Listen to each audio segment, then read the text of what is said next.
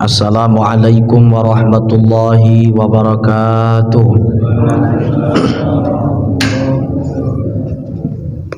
Bismillahirrahmanirrahim.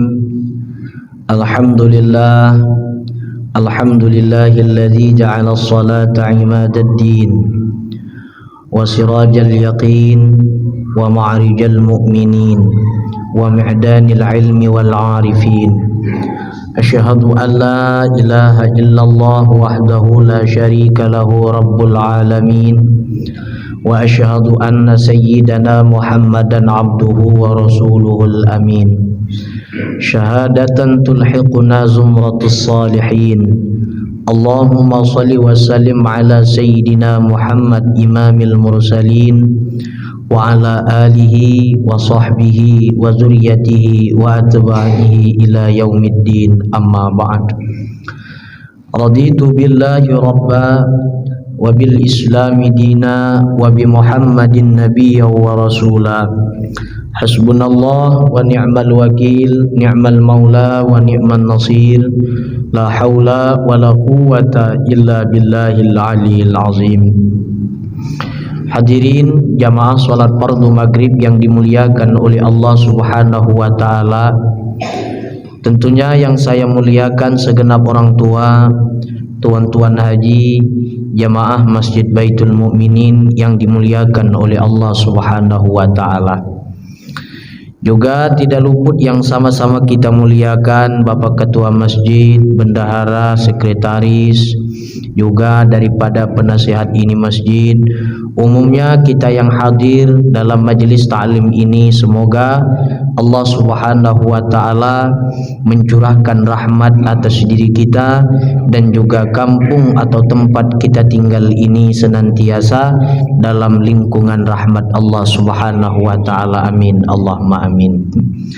Alhamdulillah, puji syukur kita haturkan kepada Allah Subhanahu wa taala, di mana kita tidak akan sanggup dan kita tidak mampu untuk menghitung satu persatu nikmat yang Allah taala curahkan pada diri kita. Meskipun dari beberapa hal menurut kita ada memang beberapa keadaan yang diberikan oleh Allah taala pada diri kita ini agak terasa sakit menurut nafsu kita, namun kita tidak bisa mengungkiri nikmat yang lain yang Allah berikan pada diri kita. Enggak. Dengan Allah Ta'ala beri cobaan pada diri kita, lalu dengan satu cobaan itu kita memungkiri sehingga kita tidak dapat bersyukur kepada Allah, itu kita termasuk daripada kategori orang yang tidak beriman dengan ayat Allah, fa bi ayyi ala'i rabbikuma tukadziban. Saat ini misalkan kita mendapatkan derita, atau penderitaan yang kita derita itu adalah berupa sakit gigi umpamanya. Sakit gigi itu kan cobaan dari Allah Ta'ala yang tidak kita senangi menurut nafsu kita. Tapi apakah dengan sakit gigi itu lantas kita tidak mau bersyukur kepada Allah? Lantas dengan sakit gigi itu apakah kita tidak mau bersyukur kepada Allah, lalu kita mengatakan Allah Ta'ala tidak berbuat baik kepada kita? Kan tentu tidak begitu. Karena nikmat di saat kita menghisap rokok umpamanya, walaupun kita sedang sakit gigi, siapa yang memberi nikmat itu? Siapa yang memberikan kita rasa nyaman di saat kita menghisap rokok atau sebatang rokok tadi? Walaupun katakanlah rokok itu perkara makruh Pak Ustadz, ada yang haram segala macamnya, ada yang mengharamkan rokok, ada banyak. Kalau Pak Ustadz sendiri macam mana? Kalau saya pribadi, rokok haram bila mana di depan bini, tapi halal bila mana tidak di depan bini. Bisa gitu? Iya, masalahnya daripada saya perang Badar, coba daripada saya perang Uhud, perang Khandaq, lebih baik tidak. Oh gitu Pak Ustadz, ini apa namanya SBK berarti suami di bawah kete istri? Enggak juga, karena kita perlu menghormati orang lain, itu penting. Apalagi tulang rusuk kita wajib kita memuliakan. Maka kata guru saya, orang yang gentleman itu bukan orang yang poligami. Saya pegang betul cakap guru ini. Oh, kenapa demikian? Tidak poligami. Berarti orang yang kuat iman, di saat dia jaya, di saat hartanya banyak, di saat dia berkuasa, kan banyak macam godaan yang datang, tapi dia mampu bertahan dengan satu istri itu luar biasa. Itu luar biasa. Lain lagi ceritanya kalau istri kita berangkat duluan pergi meninggalkan kita, sementara kita sendiri hidup, lain lagi ceritanya. Cuman selagi masih kita bisa pertahankan walau keadaan banyak badai melanda yang datang, perang Khandaq, perang Uhud, tetap kita harus harus pertahankan. Lalu tadi macam mana ceritanya dengan hadis Nabi? Nikah itu adalah sunnah, berbanyak istri itu sunnah. Nabi beda lagi. Nabi itu banyak perempuan yang datang kepada beliau itu ingin dinikahi.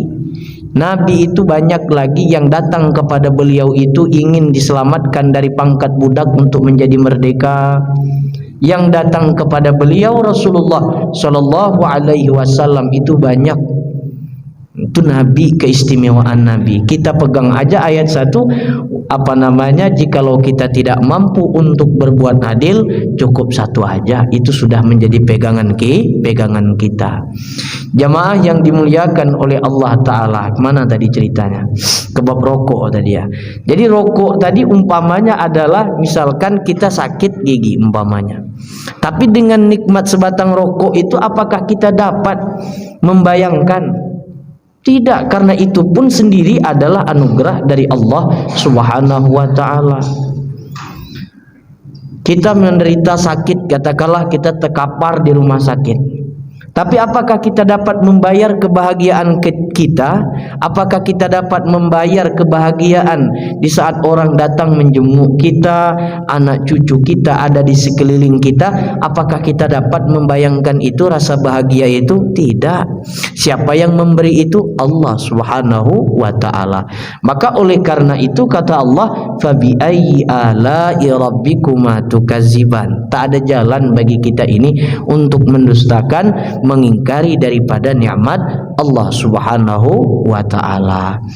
Jamaah yang dimuliakan oleh Allah Subhanahu wa Ta'ala, salawat dan salam tidak luput pula kita kirimkan buat ruh faduka alam junjungan kita Nabi Agung Sallallahu Alaihi Wasallam. Dengan bersama-sama kita mengucapkan kalimat Allahumma salli ala sayyidina Muhammad wa ala ali sayyidina Muhammad. Semoga dengan kita bersolawat kepada beliau, kita mendapatkan syafaat beliau dan kita menjadi mulia dengan sebab kita bersolawat kepada beliau. Amin, Allahumma amin. Hadirin jamaah yang dimuliakan oleh Allah Subhanahu wa Ta'ala, sekarang kita melanjut hikmah yang ke-116 dari Al-Hikam Imam Ibnu Athaillah As-Sakandari rahimahullahu ta'ala, di mana beliau berkata, as-salatu matrahatun lil qulubi min adnasiz zunub wastibta'un libabil ghuyub. As-salatu mahalul munajat wa mi'danul musafat tattasi'u fiha maidanul asrar wa tashruqu fiha syawariqul anwar. Yang artinya adalah bermula salat itu merupakan penyucian bagi hati dari penyakit-penyakit, dari kotoran-kotoran hati. Dan salat itu juga pembuka bagi pintu-pintu gaib. Salat merupakan tempat munajat seorang hamba kepada Allah, tempat berdialog seorang hamba kepada Allah. Dan salat merupakan tambangnya munajat yang khusus. Luas pada salat itu medan-medan rahasia, lapangan-lapangan rahasia, khazanah-khazanah lemari rahasia, dan memancar pada salat itu pancaran cahaya-cahaya yang ada di dalam salat tersebut. Jamaah yang dimuliakan oleh Allah Ta'ala, itulah kurang lebih terjemah daripada Al-Hikam ini. As-salatu matrahatun lil qulubi. Bermula salat itu adalah alat penyuci daripada kotornya hati kita ini. Kalau badan kita ini kotor, maka itu alat bersihnya adalah dengan air untuk pembersihnya. Misalkan kita katakanlah kotor kemaluan kita, kotor kubul dan dubur kita disebabkan kita mengeluarkan najis tadi umpamanya, habis kita daripada qadaul hajat, alat pembersihnya itu adalah air. Disebut dalam ilmu fikih yaitu dengan bahasa istinja namanya. Nawaitu istinja'a minal bauli wal ghaiti fardhan alayya lillahi ta'ala. Kalau di dalam WC membaca lafaz itu dalam hati. Niat yang penting dalam hati, sahaja aku mensucikan kubulku, kemaluanku ini karena Allah Ta'ala. Sahaja aku mensucikan duburku ini karena Allah Ta'ala. Jangan dianggap enteng urusan kubul dengan dubur ini. Karena Nabi SAW pernah melintasi satu kubur yang mana isi di dalam kubur itu disiksa oleh malaikat azab dikarenakan dia menganggap enteng terhadap urusan kencing dan berak. Karena dia menganggap enteng dalam urusan istinja, dalam urusan membersihkan kubul dan duburnya. Maka kita ini mencari susah, mencari untuk perut ini, maka keluarnya pun kita harus bertanggung jawab, yaitu harus membersihkannya tadi. Jamaah yang dimuliakan oleh Allah Ta'ala, kotor badan kita ini disebabkan karena najis umpamanya, maka cara menghilangkan alatnya itu dengan air. Kalau kita tersentuh dengan najis mughaladzah, yaitu najis anjing dan babi, maka wajib kita membersihkan. Caranya adalah yang diajarkan oleh ulama fikih, sudah kita sama-sama tahu, beberapa tanah dan kemudian salah satunya itu salah dicampur dengan air 7 kali banyaknya. Kalau kita dalam keadaan junub, alat pembersihnya juga adalah tetap air pembersihnya. Pembersihnya adalah air. Junub kita, nawaitu raf'al hadasil akbari an jami'il badani fardhan alayya lillahi ta'ala. Air. Nah, untuk membersihkan penyakit hati kita ini, untuk membersihkan kotoran-kotoran hati, alatnya yang paling ampuh dari sekalian banyak alat yang didatangkan oleh Allah Ta'ala kepada Rasulullah, yang paling inti yaitu adalah salat. Maka as-salatu matharun lil qulubi, salat adalah alat penyuci bagi hati. As-salatu matharun lil qulubi minal adnasi zunub, dan salat itu adalah alat penyuci bagi kotoran-kotoran dosa. Mana yang nampak bisa kita bersihkan dengan air. Mana kotoran-kotoran yang nampak yang dapat kita idrak dengan panca indera kita, itu dapat kita bersihkan dengan air. Tapi kalau urusan yang tidak nampak kotoran pada diri kita ini, alat pembersihnya itu adalah salat. Alat pembersihnya adalah salat. Kita dulu pernah berjudi, alat pembersih daripada dosa judi itu, kotornya judi itu adalah dengan salat. Kita dulu umpamanya korupsi, alat pembersih daripada bekas kotoran korupsi yang ada di perut kita itu adalah salat. Jamaah yang dimuliakan oleh Allah Subhanahu wa Ta'ala. Faqauluka, maka bermula ucapanmu Allahu Akbar. Bermula ucapan kita di saat mengangkat takbiratul ihram, Allahu Akbar. Kita mengangkat tangan, Allahu Akbar. Kita mengakui, kita mengucapkan di situ adalah bahwa itu adalah bentuk pengakuan kita, iqrar bi kibriyaillah wa izzatihi wa i'tirafi bi sighari wa dzalik. Di saat kita mengangkat takbiratul ihram itu adalah pengakuan betapa agungnya Allah dan betapa mulianya Allah, dan kita mengakui bahwa betapa lemahnya kita dan betapa kecilnya kita ini. Baik, andai kata kita ini mengaku, misalkan mengaku aku ini hina, Aku ni tidak punya apa-apa, aku ni tidak punya ini. Yang kaya Allah, yang punya kekuasaan Allah. Ya, pengakuan. Pengakuan itu di luar salat penting, tapi pengakuan di dalam salat itu adalah amat terlebih penting lagi. Mana pengakuan di dalam salat bahwa kita mengaku kita ini hina, kita ini rendah, kita ini kecil, yang mulia adalah Allah Subhanahu wa taala di saat kita mengucapkan kalimat Allahu Akbar itu sendiri. Yang mulia, yang tidak berdosa itu adalah Allah. Yang mengatur kehidupan kita adalah Allah. Yang terbebas dari noda-noda yang tidak layak bagi Allah itu adalah Allah Subhanahu wa taala. Nah, kita ini perlu mengaku bahwa diri kita ini banyak dosa mata, dosa tangan, dosa kaki, kotoran-kotoran itu perlu kita mengaku di hadapan Allah Subhanahu wa taala. Nah, seabdal-abdal pengakuan itu kapan kita mengaku? Di saat kita sholat. Di mana waktu kita mengaku? Di saat kita mengucapkan, di saat kita mengangkat Allahu Akbar. Jadi di saat kita mengucapkan Allahu Akbar itu adalah pengakuan.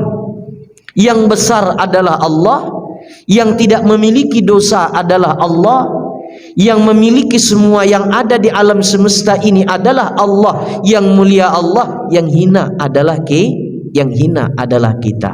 Penting kita mengaku ini, penting. Pengakuan yang paling terhebat yaitu ialah pengakuan di dalam salat. Kita butuh juga hari-hari kita mengaku aku tak berduit, yang berduit Allah, iya. Tapi kalau sholat tidak, tak ada guna juga. Sholat tidak, tapi tidak ada gunanya juga. Nah, pengakuan yang paling hebat itu adalah pengakuan di saat dia mengucapkan sholat, di saat dia mendirikan sholat.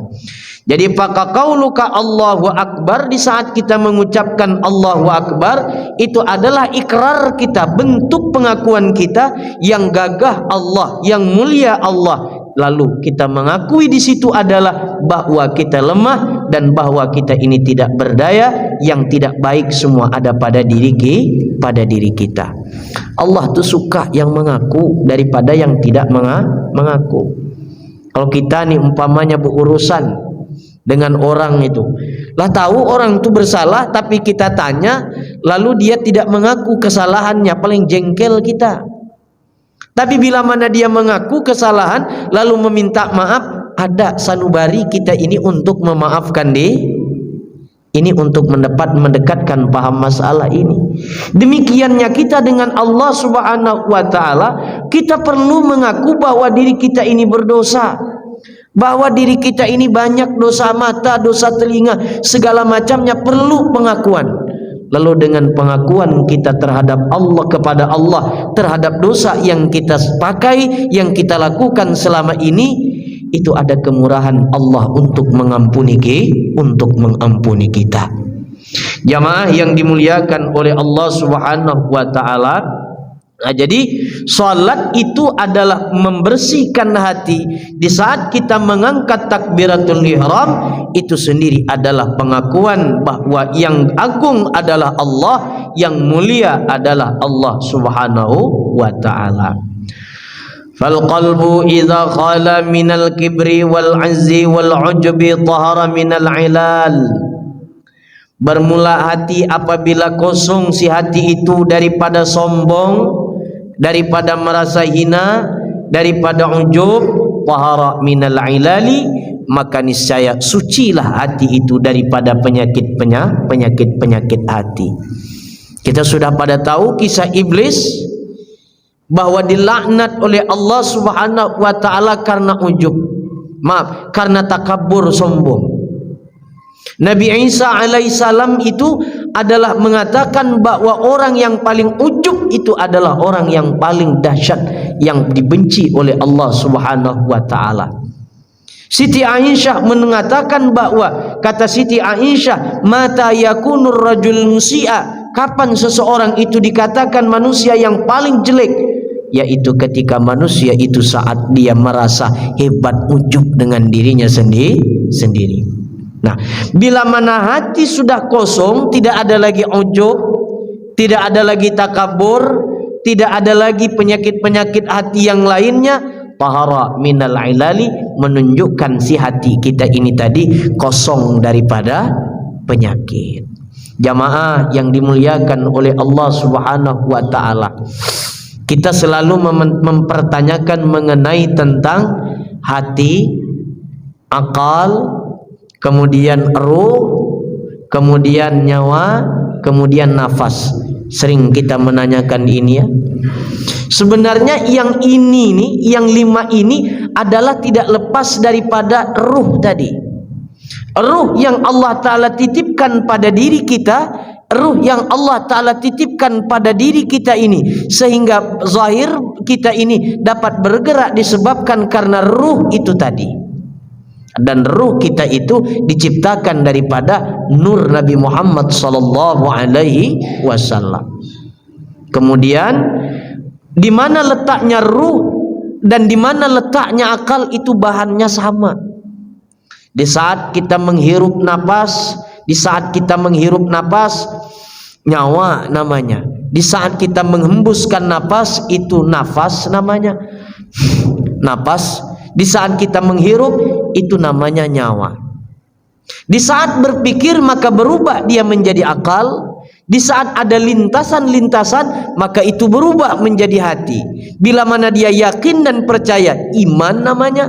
Dan bila mana dia menerima ilmu, maka itu disebut dengan ilmu pengetahuan. Jadi yang disebut dengan ruh, akalnya itu aja. Cuman bedanya dia bergerak-gerak. Bila mana dia berubah, nanti menghembuskan napas, namanya adalah napas. Bila mana menghirup udara, namanya nyawa. Nah, bila mana ini tadi sudah bersih, si hati kita ini tadi daripada ujub, daripada merasa daripada ujub, daripada takabur, daripada merasa mulia, berarti bersih pula ruh kita, dan ruh yang kembali kepada Allah Subhanahu wa taala akan bersih. Dan bila mana bersih, maka yang di luar ini pun ikut bersih.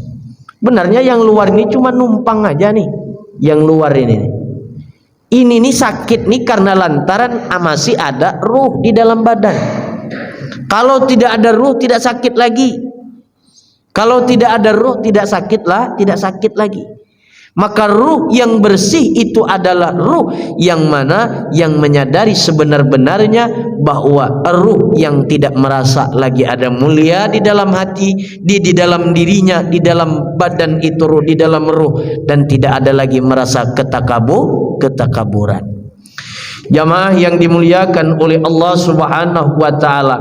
Jadi fal qalbu idza khala minal kibri wal izzi wal ujabi tahara minal ilali. Bila mana si hati atau ruh itu tadi bersih ia daripada kesombongan, daripada merasa mulia, daripada ujub, maka bersihlah ia daripada penyakit-penyakit hati atau penyakit ruh yang tercela. Kenapa demikian?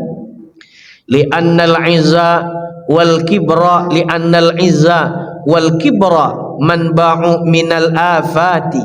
Karena sesungguhnya merasa mulia dan sombong itu adalah tempat muncul segala daripada yang disebut dengan penyakit-penyakit, disebut dengan kerusakan-kerusakan, dan itu menjadi sebabnya terlepas daripada mulia diri kita ini. Jadi salat itu adalah mathhar lil qulub, adalah pensuci bagi hati. Satu tuh. Bila mana hatinya bersih, maka niscaya tidak ada lagi hatinya itu kotoran-kotoran, maka niscaya salatnya itu adalah salat yang benar di sisi Allah Subhanahu wa taala. Maka jalan satu-satunya agar hati kita ini bersih hendaklah kita mendirikan salat. Yang kedua, kata Imam Ibnu Athaillah As-Sakandari rahimahullahu taala, wastiftahun libabil ghuyub, salat itu adalah pembuka bagi pintu-pintu yang gaib. Nih, tingkatan tinggi nih. Salat itu adalah pembuka bagi pintu-pintu yang gaib. Ai asraril malakuti, yaitu adalah rahasia-rahasia malakut. Ada memang orang yang sholat, yang benar-benar mendirikan sholat, yang tidak hanya sebatas meninggalkan, tidak hanya sebatas mengerjakan sholat, tapi benar-benar mendirikan sholat. Dia dapat melihat apa yang ada yang terrahasia, dan dia dapat melihat apa yang dijanjikan oleh Allah Ta'ala. Maka kita tahu kan cerita surga, kita tahu kan cerita neraka, orang yang diazab oleh Allah di dalam neraka sedemikian rupanya, padahal mereka belum mati, tapi mereka mampu menceritakan demikian itu, di mana mereka dapat melihat kejadian-kejadian yang aneh, kejadian yang istimewa di dalam surga, yang menyakitkan di dalam neraka, dengan salat itu sendiri. Maka salat itu adalah istiftahu li babil ghuyub, membuka pintu-pintu gaib. Tapi tujuan kita salat bukan itu tujuan kita. Ada memang orang yang diberi oleh Allah Ta'ala keistimewaan, yang mana mereka benar-benar mengerjakan salat, benar-benar mendirikan salat, dan apa-apa yang tercatat di dalam salat mereka lakukan, yang tidak hanya sebatas melepaskan emban daripada tuntutan syariat kepada mereka. Dengan itu Allah Ta'ala buka rahasia-rahasia salat itu sendiri. Allah Ta'ala buka pintu-pintu rahasia yang ada, yang tidak bisa dijamah oleh orang lain, tapi sebahagian orang itu bisa. Siapa dia? Wali. Contohnya lagi Rasulullah habis sholat, beliau dapat melihat apa yang ada di dalam kubur, apa yang ada di alam barzakh, apa yang ada di alam-alam yang lain. Rasulullah Shallallahu Alaihi Wasallam tahu. Rasulullah tahu kiamat, tahu Rasulullah. Cuman Rasulullah tidak mau buka kepada kita. Salah bila mana ada orang menganggap Rasulullah itu tidak tahu hari kiamat. Wong Rasulullah makhluk yang paling dekat dengan Allah. Cuman Rasulullah tidak mau buka kepada kita. Contohnya adalah salatnya para wali. Salatnya para wali itu mereka dibukakan oleh Allah Subhanahu wa Ta'ala pintu-pintu rahasia.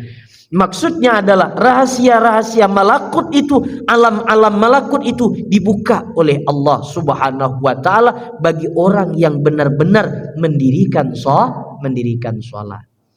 Kalau salat model saya ini jauh daripada apa yang dikatakan pensyarah dari Al-Hikam ini. Tapi kita tidak pula tujuannya sampai ke sana. Kita tetap meyakini bahwa faidah salat itu jangan dianggap sepele. Jadi jangan dianggap salat itu hanya ruku, kemudian sujud, tungging sana bukan. Tapi salat itu memiliki kesakralan yang amat dahsyat. Di mana letak kedahsyatannya, faidahnya? Salat itu dapat membuka pintu-pintu rahasia. Maka Allah sebutkan di dalam Al-Quran, walladzina yu'minuna bil ghaibi wa yuqimunas shalah wa mimma razaqnahum yunfiqun. Orang yang beriman kepada Allah adalah mereka percaya kepada yang gaib, syurga, neraka, kubur, siksa kubur, nikmat kubur, mereka percaya. Dan mereka yang beriman kepada Allah adalah orang yang mendirikan salat. Bila mana mereka mendirikan salat dengan mendirikan hak-hak salat itu sendiri, Allah akan bukakan pintu-pintu rahasia yang ada di dalam salat itu sendiri, dan Allah akan bukakan pintu-pintu rahasia yang sedikit manusia dapat menjamah itu. Jadi penting kita meyakini bahwa hebatnya salat itu. Ya, salat model kita tidak dapat melihat surga, tidak dapat melihat neraka. Salatnya Rasulullah dapat. Salatnya model kita tidak tahu apa kejadian apa yang ada di dalam kubur. Tapi salatnya Tuan Syekh Abdul Qadir Jailani, salatnya Imam Syafi'i, kita wajib meyakini itu. Jadi salat itu adalah wastiftahu libabil ghuyub, ay asraril malakut. Salat itu mampu membuka pintu-pintu gaib. Jamaah yang dimuliakan oleh Allah Subhanahu wa Ta'ala, wa inna ma kanatis salatu istiftahan libabi asraril malakut limashtamalat alaihi min tathhiril batini wadh-dhahiri. Hanya saja adalah salat itu bisa membuka pintu rahasia-rahasia yang gaib apabila si salat itu tadi mengandung di dalamnya adalah kesucian batin dan kesucian zahir. Kenapa salat kita ini belum mampu dapat melihat yang gaib-gaib itu? Karena batin kita ini belum bersih. Karena zahir kita ini belum bersih. Jadi kita tetap mengakui kesakralan salat, bahwa salat itu luar biasa, dapat membuka pintu-pintu rahasia yang Allah rahasiakan kepada sebagian orang, tapi ada memang Allah bukakan kepada sebagian manusia yang memang manusia itu sudah menjadi pilihan Allah, lantaran mereka itu batin wa zahir min tathir, karena suci sudah batin zahir mereka. Jadi bila mana misalkan kita baca kitab umpamanya, contoh kita baca kitab Tuan Syekh Abdul Qadir Jailani ya. Tuan Syekh Abdul Qadir Jailani salat 2 rakaat, salat sunat hajat, dapat melihat apa yang ada di dalam kubur itu. Di dalam hadis yang sahih Rasulullah salat, Rasulullah dapat melihat apa yang ada di dalam kubur itu. Kenapa demikian dapat? Karena Rasulullah batin dan juga zahir Rasulullah sudah bersih. Kita wajib mempercayai itu. Jangan kita ukur salat kita ini dengan salatnya orang-orang yang memang sudah dimuliakan oleh Allah Subhanahu wa taala. Jangan. Kalaulah andai kata salat tidak dapat membuka pintu-pintu gaib, untuk apa salat diturunkan oleh Allah? Untuk apa salat itu Rasulullah diangkat oleh Allah Ta'ala sampai ke langit dan menurunkan perintah salat itu bukan di bumi, menurunkan perintah salat kepada Rasulullah itu di langit. Tapi ada sebahagian umat Rasulullah yang dapat menikmati itu, dan andai kata kita belum dapat menikmati tahapan yang kedua ini, kita cukup menikmati yang pertama aja. Niat kita salat adalah membersihkan daripada dosa, sudah cukup, sudah. Jamaah yang dimuliakan oleh Allah Subhanahu wa taala. Qala Rasulullah sallallahu alaihi wasallam, jadi hanya saja salat itu dapat membuka pintu-pintu rahasia, pintu-pintu gaib yang sebagaimana Allah taala sebutkan, bila mana di dalam salat itu menyimpan kesucian batin dan juga kesucian zahir bagi si pelaku salat. Qala Rasulullah sallallahu alaihi wasallam, Rasulullah sallallahu alaihi wasallam bersabda, ara'aitum anna nahran bi babi ahadikum yaghtasilu fihi kulla yawmin fihi kulla yawmi 5 marrat hal yabqa min daranihi syai'. Kata Rasulullah sallallahu alaihi wasallam, ara'aitum, apa pendapat kalian, lau anna nahran, jikalau ada satu sungai bibabi ahadikum, di depan pintu rumah kalian. Kata Rasulullah, sahabat, apa pendapat kalian kalaulah andai kata di depan pintu rumah kalian itu ada sungai-sungai yang mengalir, yang kalian mandi di setiap hari itu sebanyak 5 kali, apakah masih ada sisa-sisa daki, sisa-sisa kotoran yang ada pada badan diri kalian? Qalu, maka para sahabat menjawab, la yabqa min daranihi syai'. Tentu kalau mandi 5 kali sehari, tentu daki-daki bau badan akan hilang dan kotoran-kotoran akan hilang. Qala fakadzalika mislu shalawatil khamsi yamhullahu bihinnal khataya. Maka Rasulullah menjawab, demikianlah perumpamaan salat 5 waktu itu tidak lain tidak bukan adalah dapat menghapus dengannya salat itu ialah kesalahan-kesalahan. Jadi salat yang pertama adalah mensucikan hati dan mensucikan diri dari dosa, dan keistimewaan salat itu pula yang kedua adalah membuka pintu rahasia. Kita jangan sampai ke sana. Tapi kalau Allah beri, kita wajib menerima. Cuman masalahnya sudah diberi belum? Mudah-mudahan diberi. Tidak pun diberi sekarang ini, nanti di akhirat Allah beri umpamanya. Nah, yang kedua adalah yang pertama tadi, salat itu adalah membersihkan. Maka Rasulullah bersabda, bayangkan kalau umpamanya salat di depan rumah kita itu ada sungai, lalu tiap hari kita mandi di situ sebanyak 5 kali, bagaimana para sahabat pendapat kalian? Bersih atau tidak? Maka para sahabat menyebut tentu bersih. Nah, demikianlah perumpamaannya dengan sholat. Jamaah yang dimuliakan oleh Allah Subhanahu wa taala. Yang ketiga, kata Al-Imam Ibnu Athaillah As-Sakandari rahimahullahu taala, as-salatu ma'alul munajati. Salat adalah tempat kita berdialog dengan Allah Subhanahu wa taala. Sebagaimana Rasulullah bersabda, al-musalli yunaji rabbah. Orang yang melaksanakan salat itu adalah dia berkomunikasi, berdialog dengan Allah Subhanahu wa taala.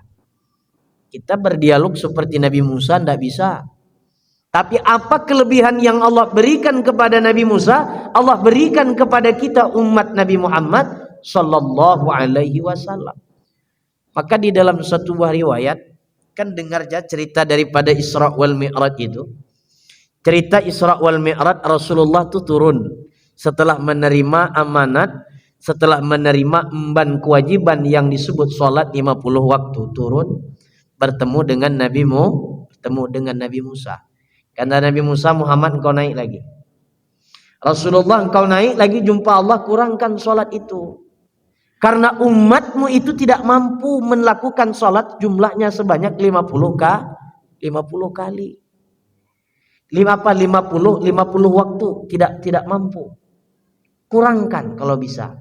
Akhirnya Rasulullah naik lagi, beberapa kali naik.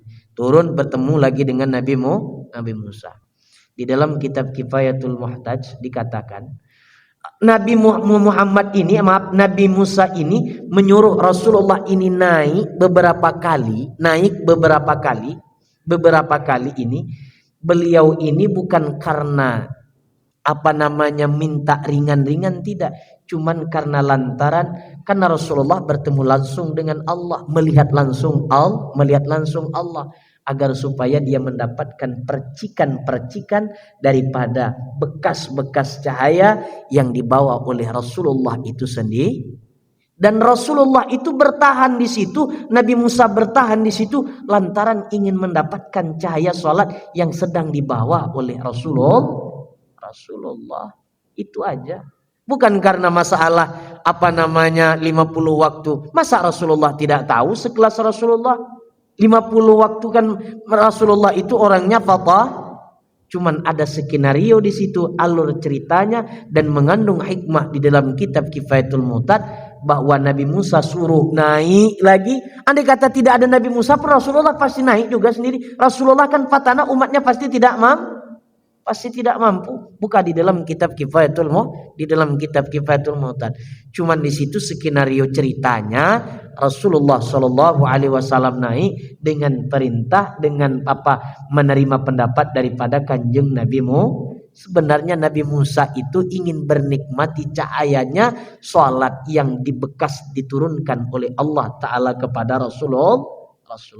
Terus yang kedua, salat ini kan diwajibkan pada umat Rasulullah. Salat ini yang diwajibkan kepada adapun kepada umat-umat yang lain ada yang diwajibkan, cuman ada waktu-waktunya itu selang beberapa hari, ada jarak-jaraknya itu. Tapi dengan umat Nabi Muhammad ini istimewanya Allah Ta'ala berikan kepada kita ini jumlahnya adalah 5 kali dalam sehari Maka pas Rasulullah berhadapan dengan Allah, artinya berjumpa dengan Allah, maka kata Rasulullah, ya Allah, Engkau telah menjadikan Nabi Ibrahim itu sebagai kekasih. Engkau telah menjadikan Nabi Daud itu sebagai bapaknya raja. Engkau telah menjadikan Nabi Sulaiman itu adalah orang yang paling terkaya dan memegangi raja yang terbesar. Dan setelah Nabi Sulaiman tidak ada lagi. Lalu aku ini apa? Apa kata Allah? Muhammad, engkau aku jadikan kekasihku juga, dan engkau menjadi hamba pilihanku, dan engkau menjadi penghulu daripada para anbiya dan mursalin, dan umatmu aku turunkan satu perintah salat yang mulia. Bersyukur kita. Maka oleh karena itu as-salatu al-munajat. Salat itu adalah tempat berdialognya kita dengan Allah. Al-musalli yunaji rabbah. Bermula orang yang salat itu dia berkomunikasi dengan Allah Subhanahu wa taala. Pertanyaannya, kita nih kalau diajak bicara sama orang yang mulia mau enggak kita? Katakanlah siapa orang yang termulia di Tanjung Pinang ini umpamanya. Yang mana orang mulia ini baik, bagus, segala macam, selalu menganugerahkan kepada masyarakat. Ini yang dianugerahkan. Ada yang dikasih tanah, kasih emas, ada yang dikasih batu cincin, segala macam dikasih. Pasti kita suka kan dengan penguasa model itu? Pasti. Lalu apakah kita tidak ingin tiap hari berdialog dengan dia? Berbicara dengan dia? Berbicara tentu ingin kan? Nah, ini apalagi Allah Subhanahu wa taala yang mana memerintahkan kepada kita salat, tujuannya adalah untuk berdialog kita kepada Allah taala. Maka orang yang tidak mendirikan salat adalah paling ruginya manusia yang tidak mau berdialog dengan Allah Subhanahu wa taala. Sedikit lagi. Qala Rasulullah sallallahu alaihi wasallam, qala aidan qala ta'ala. Rasulullah sallallahu alaihi wasallam bersabda bahwa Allah taala berfirman di dalam hadis qudsi, qasamtu salata baini wa baina 'abdi wa li 'abdi ma sa'ala. Kata Rasulullah sallallahu alaihi wasallam, aku bagi salat itu antaraku dan juga antara hambaku, antara aku dan juga antara hambaku. Di dalam salat itu dibagi dua, ada hak aku dan juga ada hak hamba. Artinya ada hak Allah Subhanahu wa taala di dalam salat kita lakukan. Apa hak kita? Hak Allah taala terhadap kita menyembah Dia. Dan apa haknya kita terhadap Allah? Tidak lain dan tidak bukan adalah munajat, berdialog. Munajat itu adalah hak kita. Allah pasti akan melayani orang yang berdialog kepada Allah Ta'ala.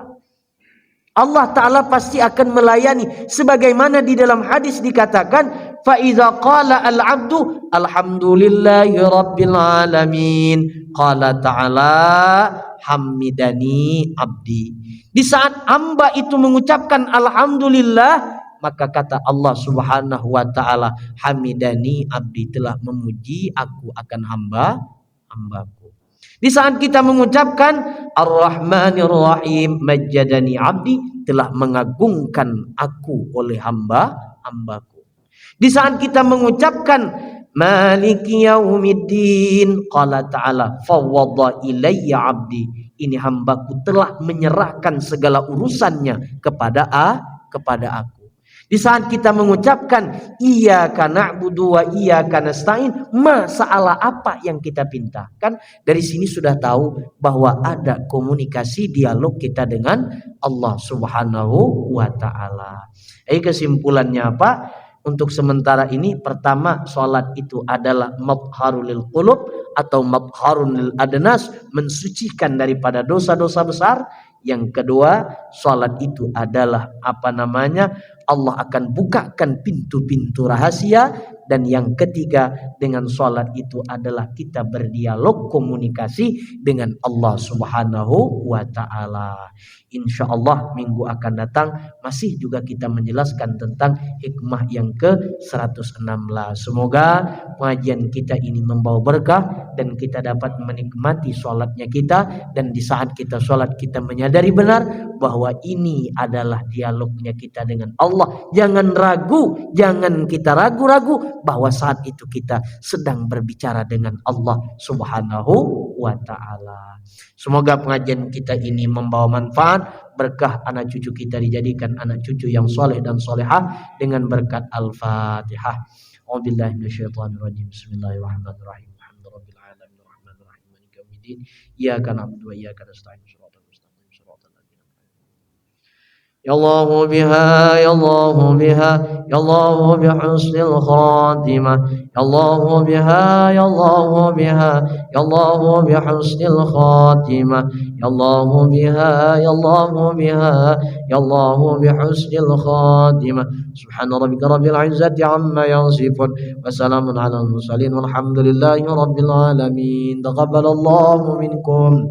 Ampun maaf, minta halal minta ridha. Akhir kata dari saya, Allahumma fiqh ila qawmit thariq. Assalamualaikum warahmatullahi wabarakatuh.